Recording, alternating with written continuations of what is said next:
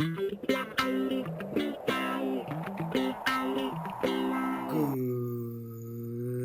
morning, Eagles. Happy Hybrid Monday. It is time for us to start another amazing Olin day. Every day we take a moment to honor our country with the Pledge of Allegiance. At this time, I'd like you to please stand and face the flag. Place your right hand over your heart. Ready? Begin.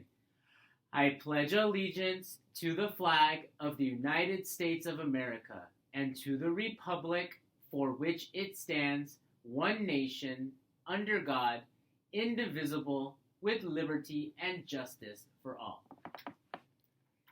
Thank you. Please be seated.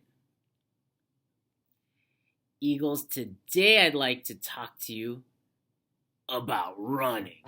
This will make sense in a second. And we will continue our celebration of Black History Month by sharing the story of Jesse Owens. And there he is. He's in the middle of a sprint, it looks like. So, let's tell you a little bit about Jesse Owens. In the 1936 Summer Olympic Games that were held in Berlin, Germany, Jesse Owens went and made history. At that time, Germany was ruled by Adolf Hitler, who believed in the superiority of the white race. Now, Jesse Owens had his own thing to say about that.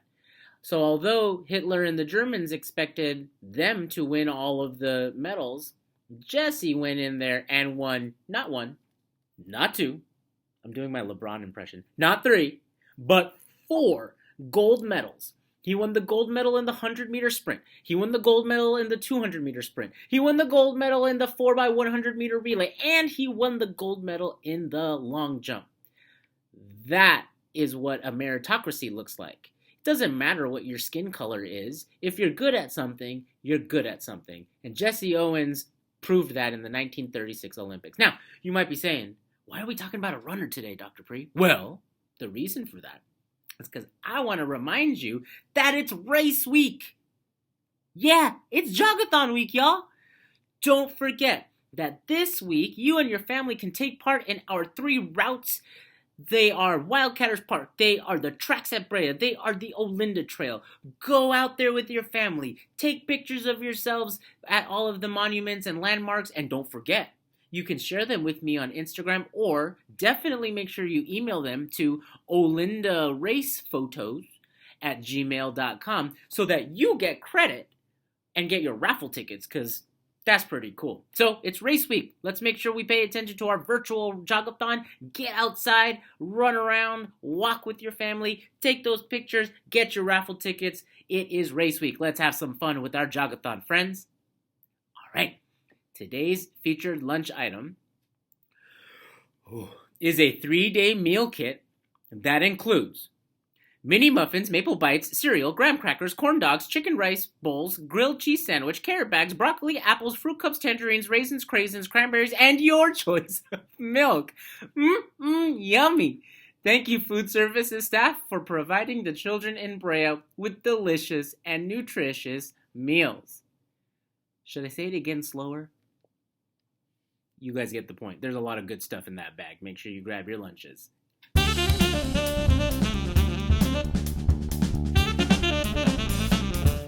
Today's animal facts are about the frilled shark. That's the frilled shark. We don't have great pictures of the frilled shark because it lives way deep underwater. There it is again. I got one more picture of his close-up. Look at that. That is your frilled shark. Let's talk about this shark. It lives everywhere. Anywhere there's an ocean, frilled shark is hanging out there. They obviously live underwater, about 390, let's say 400 feet underwater to all the way up to 4,200 feet underwater. So they have a pretty large range of depth that they can comfortably live in. On average, male frilled sharks grow to between 3 and 3.5 feet. Females are a little bit larger. They can grow 4.5 to 5 feet in length. The biggest one of these has been 6.5 feet, so that's a little bit taller than me. That'd be scary if I saw one of those. These guys are different from all other sharks. Sharks have separate gills, but these sharks have a different way of having their gills are different basically. Their first pair of gills goes all the way across their throat, and each of their gills is paired or has these like fringes on it, and that's why it's called the frilled shark. Yeah, I think that makes sense. And the fringes are kind of red, which I think is interesting. The teeth are what are really interesting about this thing. They have 25 rows of backward facing trident shaped teeth. 300 teeth in all. The idea is these teeth are probably designed for them to grasp their prey, and because they're so sharp, it's very unlikely that once you get into the grasp of one of these sharks, I don't think these prey are going to be able to get away. Sharks eat everything. They eat whales, they eat dolphins, they eat fish, they eat anything they can hunt. Now, one of the things that's interesting about this shark is scientists used to think that they kind of wriggled their way around the water just because they look kind of like an eel, but that's not true. Inside of this shark's body, they have the ability to change the density of the oils and the hydrocarbons that are inside of them, specifically in their livers. And what that does is it makes them naturally buoyant. That means basically they can float in water at whatever depth they want. They have the ability to adjust their insides to do that. They have a massive liver, and their liver is what allows them to kind of adjust these oils and hydrocarbons accordingly. Now, because of where they live, no one has really gotten a chance to see how a frilled shark hunts. But what scientists believe is that it uses their posterior fins, their back fins, to kind of propel themselves and launch at their prey.